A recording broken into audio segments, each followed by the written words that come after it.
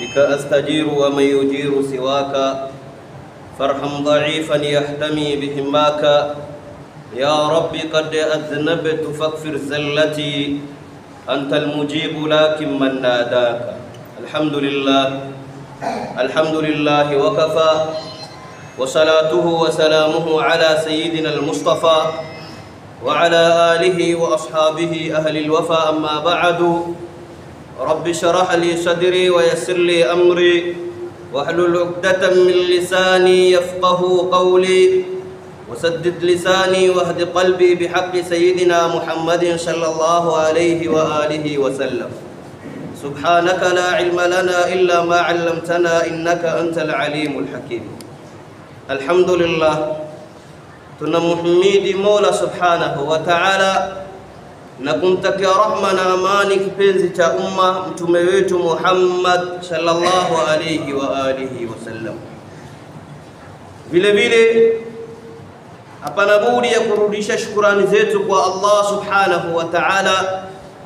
Mola Subhanahu wa Ta'ala ametujalia tena tukachukua hatua zetu tukawa tumejumuika moja katika nyumba ya Allah Subhanahu wa Ta'ala. Lengo ni kuja kutekeleza ibada ya Mola Subhanahu wa Ta'ala. Sura tulivyokuja tumetoka kwetu kwa ajili ya ibada, tuomba Mola Subhanahu wa Ta'ala atukubalie ibada zetu. Tuomba Mola Subhanahu wa Ta'ala atukubalie amali zetu. Tuomba Mola Subhanahu wa Ta'ala atusamehe madhambi zetu.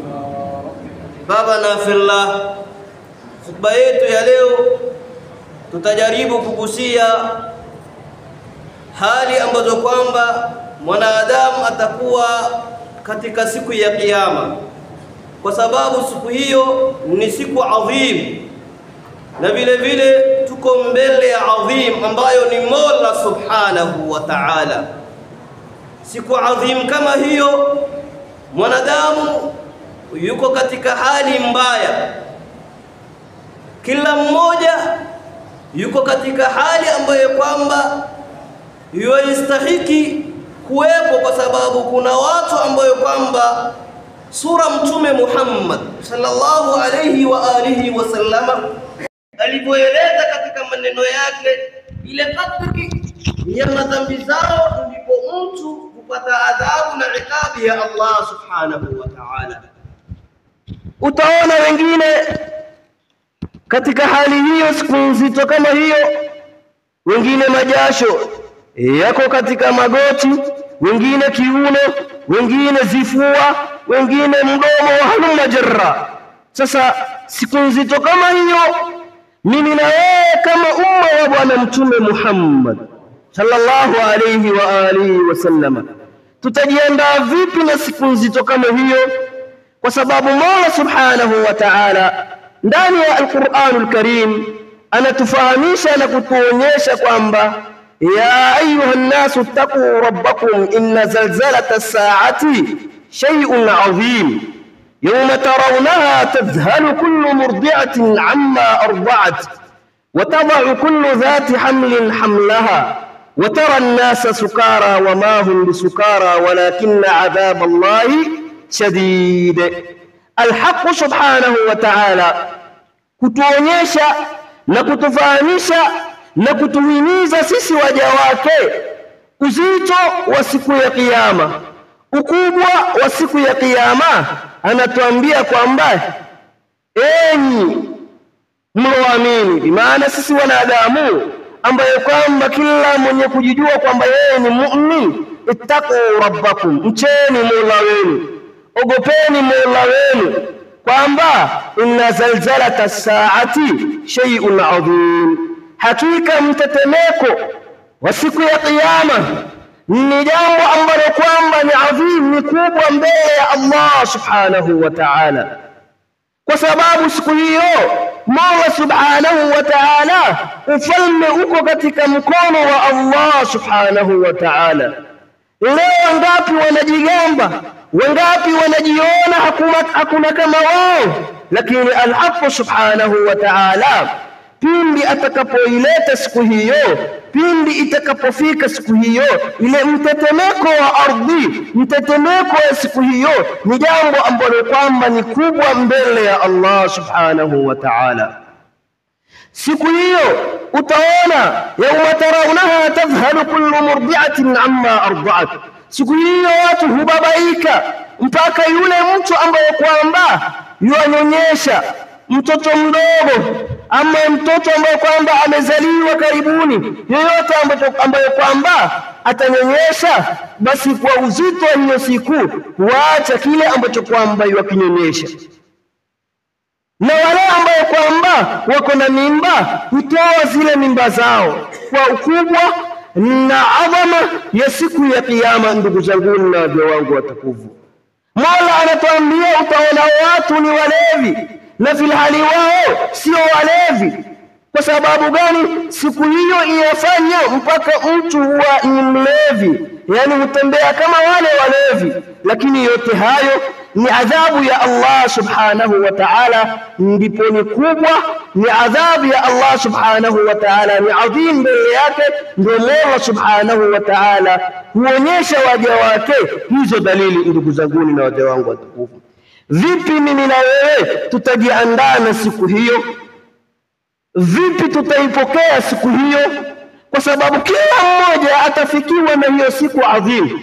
Ndipo Mtume Muhammad sallallahu alaihi wasallam, hadithi amepokea al-Imam Muslim, vile vile Sayyidatuna Aisha radhiyallahu anha alipokea kwa Mtume Muhammad sallallahu alaihi wasallam. Sayyidatuna Aisha asema kwamba Mtume sallallahu alaihi wasallam amesema, yuhsharu an-nasu yawm al-qiyamati hufatan uratan ghurlan. Siku hiyo, siku ya kiyama, Mtume Muhammad sallallahu asema hufufuliwa watu siku hiyo, siku ya kiyama, hufatan, hali ya kuwa ni wenye kutembea mguu chuma. Leo alhamdulillah, Mola subhanahu wa ta'ala ametujalia neema kadha wa kadha, lakini neema kama hizo hatuwezi kuzitumia. Leo tuatembea na viatu, leo tuavaa viatu ambavyo kwamba ni vyenye thamani, viatu ambavyo kwamba ni ghali. Lakini siku hiyo si mdogo, si mkubwa, si mwanamke, si mwanaume, si tajiri, si maskini, si mwenye cheo, si asokuwa na cheo, si mwenye elimu, si asokuwa na elimu, watu wote watakuwa sawa sawa. Hufatan, watu tunaambiwa siku hiyo, Mtume Muhammad sallallahu alaihi wasallam anatuambia kwamba wale watu kama wale wakifufuliwa wanatembea mguu chuma, hali ya kuwa hawana viatu. Uratan, hali ya kuwa hawakutahiriwa. Sura mtu alivyozaliwa, basi Mtume Muhammad sallallahu alaihi wasallam anatuambia siku hiyo, siku ya kiyama, Mola atawafufua waja wake hali hiyo ni ya kutotahiriwa. Kila mmoja liwafufuliwa hali ambayo kwamba amezaliwa nayo. Uratan, hali ya kuwa uchi. Ghurlan, hali ya kuwa ni mwenye kutahiriwa, yani bimaana ghurlan, bimaana watu kama wale hawakutahiriwa, mwanzo miguu yao ni chuma. Uratan, wao wako uchi kila mmoja sura alivyozaliwa. Ghurlan, kisha vile vile alivyozaliwa mtu baada ya kuzaliwa ndo pengine hutahiriwa, basi tunaambiwa kwamba sura zake ziko vile vile namna alivyozaliwa nayo. Sasa Mtume Muhammad sallallahu alaihi wasallam, rawi ni Sayyidatuna Aisha radhiallahu anha, Mtume alipomwambia hivi akamuuliza, ya Rasulullah, ar-rijalu wan-nisa'u yanzuru ba'dhuhum ila ba'd, je, wanaume na wanawake wanaangaliana siku hiyo, baadhi yao kwa baadhi nyingine? Sura leo ulimwenguni utaona mtu akitembea uchi, wengi huangalia, wengi hutizama, wengi hushangaa kwa nini huyu ametembea uchi. Ikiwa ni mwanamke, kuna wengine wanapeleka uchi ya yule mwanamke ufanye akatamani yule mwanaume. Sasa siku hiyo Sayyidatuna Aisha radhiallahu anha wa ardah akamuuliza Mtume, je, wanaume na wanawake huangaliana katika hali hiyo ya kwamba wao wako uchi, wao wako katika mguu chuma? Mtume sallallahu alaihi wasallam akamwambia, al-amru ashaddu min an yanzura ba'dhuhum ila ba'd, jambo siku hilo ni zito, ni kali zaidi. Asema kuliko mtu kuangalia mwandani wake. Siku hiyo huwezi ukatamani hata tupu ya yule mwanamke, huwezi ukaingiliwa na hisia, kwa sababu ni siku ambayo kwamba ni adhimu mbele ya Allah subhanahu wa ta'ala. Mtume anaambia al-amru ashaddu min an yanzura ba'dhum ila ba'd. Siku hiyo ni jambo hilo ni nzito kuliko kuangalia mtu mwandani wake, baadhi yao kuangalia baadhi yao, kwa sababu Mola anatuambia likulli mri'in minhum yawma'idhin sha'nun yughni. Kila mtu miongoni mwao kuna jambo ambalo kwamba litamshughulisha. Huwezi hata ukamwangalia babako, mamako, rafiki yako, ndugu yako, huwezi ukatizama, huwezi ukatasawar na kufikiria yuko wapi mzazi wangu. La Allah, bali jambo hilo litakuwa ni nzito. Kila mtu kuna jambo ambalo kwamba litamshughulisha, kwa sababu adhabu ya Allah subhanahu wa ta'ala, iqabu ya Allah subhanahu wa ta'ala ni kubwa mbele ya Allah subhanahu wa ta'ala. Maashara alhadirin, hali hii ni ya kila mtu kutojuana, mtoto kutomjua babake, mzazi wake, mamake. Je, mimi na wewe siku inatukabili, siku hiyo bado inatukabili, bado tunafikia, tumejiandaa vipi? Je, tuko na amali ambayo kwamba yanamridhisha Allah subhanahu wa ta'ala? Je, kuna matendo ambayo kwamba yatupasa sisi, yatupeleka sisi kwa Allah subhanahu wa ta'ala? Je, kila mmoja ajiulize, kila mmoja atafakari, vipi nikifika siku hiyo nitamkabili Mola wangu? Kwa sababu al-haq subhanahu wa ta'ala siku hiyo atawakusanya wale khalaik, ziumbe zake zote. Kila mmoja wa kuadhibiwa ataadhibiwa, wa kupeleka peponi atapelekwa, wa kupelekwa motoni atapelekwa, waliyadhu billahi min dhalik. Je, siku hiyo utajiandaa vipi wewe kama mu'min, wewe kama mtu ambaye kwamba ako na imani, wewe kama mtu ambaye kwamba ni katika wafasi wa bwana wetu Muhammad sallallahu alaihi wasallam? Ndipo safari moja Sayyidi Hasan al-Basri radiyallahu anhu arda kana jalisan fi zawiyatin. Safari moja alikuwa ni mwenye kukaa katika zawiya, yuko katika zawiya yake Sayyidina Hasan al-Basri radiyallahu anhu wa arda, akawa yuatoa machozi, akawa machozi yake yatiririka katika macho yake. Sasa kuna mmoja alipomuona Hasan al-Basri alayhi rahmatullah, na huyu ni mmoja katika tabi'in wema wanatangulia. Sasa alipomuona huyu bwana kwamba yualia sana, akamuuliza, ma yubkika ya imam, kipi kimekuliza ya imam? Naona hali yako leo imebadilika, sura yako imebadilika, machozi yako toiona yatiririka, kipi kimekufanya mpaka utoe machozi? Basi Hasan al-Basri alayhi rahmatullah alimwambia yule bwana, akhsha an yatarahani fi an-nar wala yubali. Asema nachelea, naogopa an yatarahani fi an-nar, kwa Mola subhanahu wa ta'ala anitupe nini katika moto, wala yubali, na wala hajali Allah subhanahu wa ta'ala. Ila adhabu yake ikifika, iqabu yake ikifika, Mola subhanahu wa ta'ala huwa tu mara moja. Kama wewe ni wa iqabu wa adhabu moja kwa moja, kama wewe peponi moja kwa moja. Sasa asema naogopa, nachelea kwamba Mola subhanahu wa ta'ala atanitupa nini katika moto wake, na wala Mola hajali. Angalia, hakadha alkibar, hakadha alrijal, wamekaa faragha, wamekaa khalwa kumkumbuka Mola wao, kukumbuka siku hiyo, siku ya kiyama, siku adhimu, mpaka inafika daraja, inafika makana kwamba watu kama wale hutoa machozi, hulia kwa ajili ya siku nzito kama hiyo. Na vile hali wao wamefanya kazi hapa duniani, wanasomesha elimu, wamefanya kadha wa kadha, lakini yote hayo wao hawaoni kama ni wema, hawaoni kama ni mazuri ambayo kwamba wameyatenda hapa duniani, bali wanaona hasara, wanaogopea siku hiyo Mola subhanahu wa ta'ala atawatupa motoni. Ndugu zanguni na wazee wangu watukufu, Mola subhanahu wa ta'ala siku nzito kama hili ametufahamisha ndani ya Al-Qur'an Al-Karim, bali imeteremka sura nzima ndani ya Qur'anul Karim, sura ambayo kwamba hueleza hali ya siku ya kiyama mpaka ikaitwa suratul Qiyama. Ukitasawar, ukijua maana yake, kwamba utajua siku hiyo ni siku kubwa, siku hiyo ni siku adhim mbele ya Allah subhanahu wa ta'ala. Bal sio ni sura peke yake, Mola subhanahu wa ta'ala ndani ya Qur'anul Karim ameeleza kwa wingi. Tuchukue tu Mola subhanahu wa ta'ala asema, فإذا نفخ في الصور فلا أنساب بينهم ولا يتساءلون فمن ثقلت موازينه فأولئك هم المفلحون ومن خفت موازينه فأولئك الذين خسروا أنفسهم خالدون. Angalia Mola subhanahu wa ta'ala atufahamisha, atuonyesha ukubwa wa siku ya kiyama, uzito wa siku ya kiyama, mpaka asema fa idha nufikha fi suri fala ansaba bainahum, pindi ikipulizwa baragumu parapanda, fala ansaba bainahum, hakuna nasaba baina yenu, hakuna ujamaa kati yenu, hakuna ukoo baina yenu.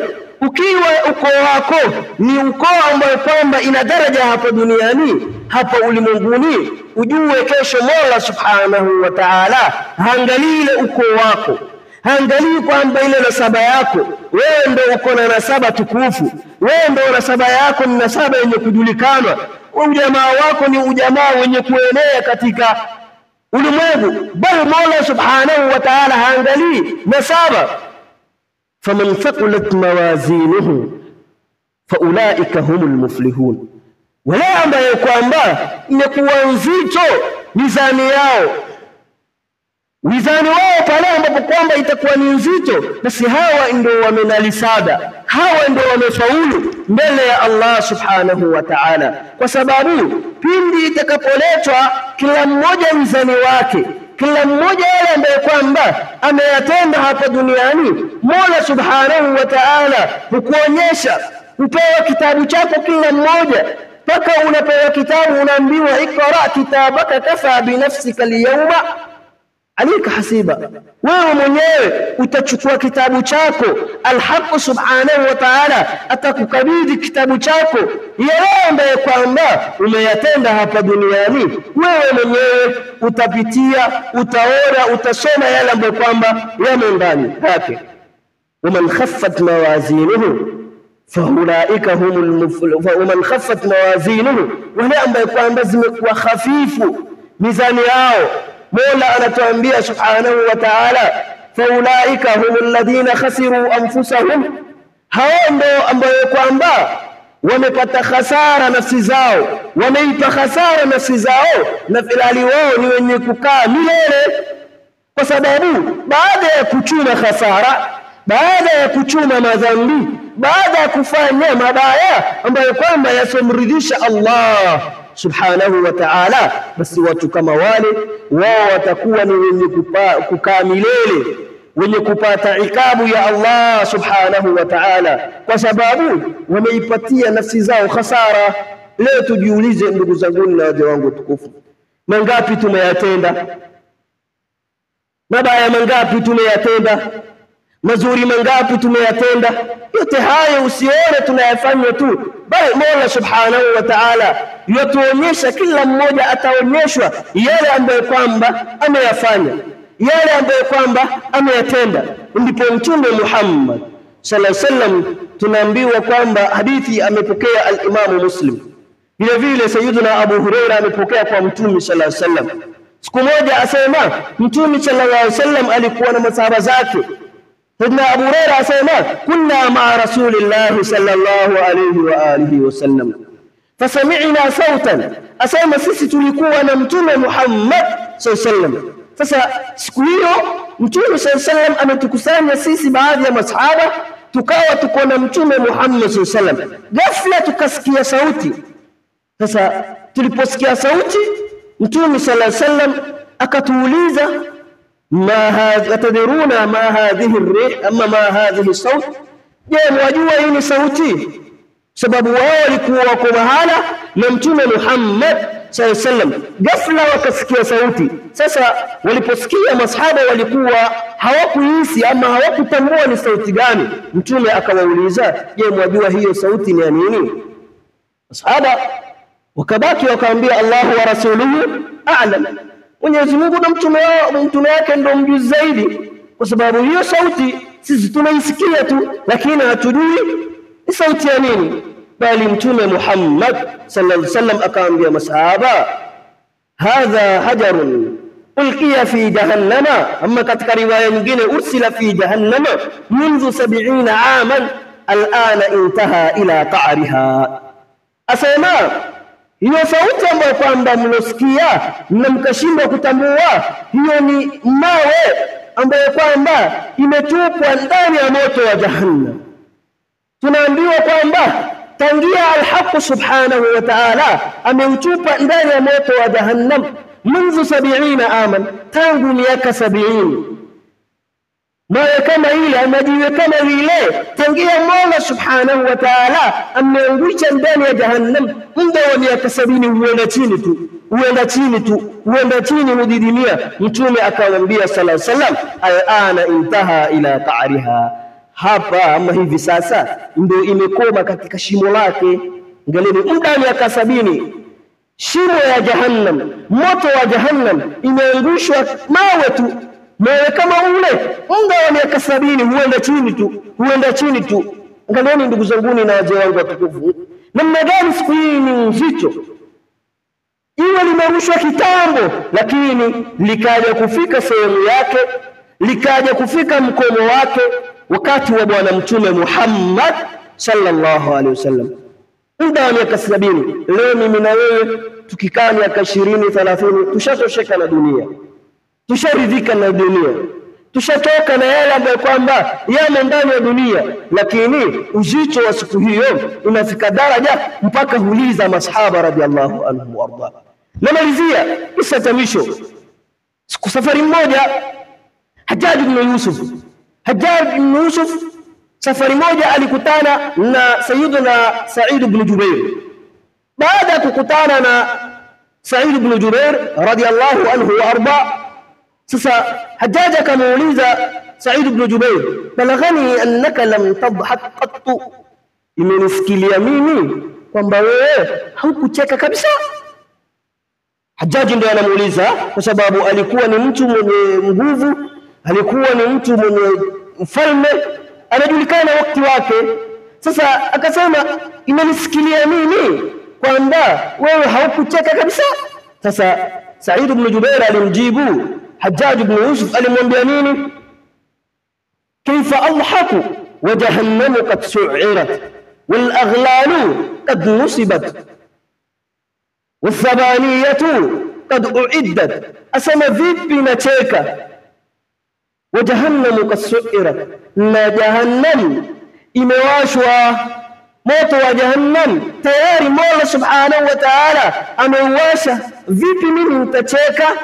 Vipi mimi nitatabassam, nitoe meno yangu kwa kuonyesha watu, kwa sababu Mola subhanahu wa ta'ala tayari ashawasha moto wa jahannam. Wal aghlalu qad nusibat, na pingu zimesimamishwa, zimenasibishwa, ziko sehemu zake. Wasabaniyatu qad uiddat, na wale zabaniya malaika ambayo kwamba wanasimama motoni tayari washaandaliwa, wako tayari kuchukua wale mujrimin, wale waovu, waeke katika moto wa jahannam, wal billahi min dhalik. Vipi mimi? Haya al-Haq subhanahu wa ta'ala ameshaandaa akatengeneza, wao subiri tu waja wa Allah subhanahu wa ta'ala. Vipi mimi nitacheka kupitia haya? Angalia, hawa ndio walimjua Allah subhanahu wa ta'ala, hawa ndio walimtambua adhama ukubwa wa Allah subhanahu wa ta'ala, hawa ndio wamejua siku hiyo, siku ya kiyama. Ahbabana fillah, siku hiyo ni siku adhim, ni siku kubwa. Lazima sote tujiandae, lazima sote tufanye bidii, tuchukue zadi ambazo kwamba kesho itatuokoa siku hiyo, siku ya kiyama. Mola subhanahu wa ta'ala atupitishe siku hiyo na salama. Mola subhanahu wa ta'ala atuingize sote katika pepo ya Allah subhanahu wa ta'ala. Mola subhanahu wa ta'ala atusamehe madhambi zetu, innahu waliyu dhalika wal qadiru alayhi. Wassalamu alaykum wal afwa minkum.